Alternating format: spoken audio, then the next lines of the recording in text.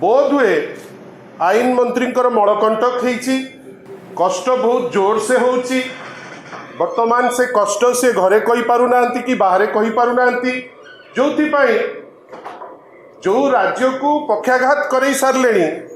जो मंत्रिमंडल रे पक्षाघात वर्तमान अवस्था आसी जाइए जो राज्य रे पॉलिसी वर्तमान पैरालिसिस हो गलानी आज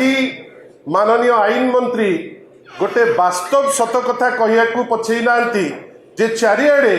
तांकु गोटे पैरालिसिस लगुच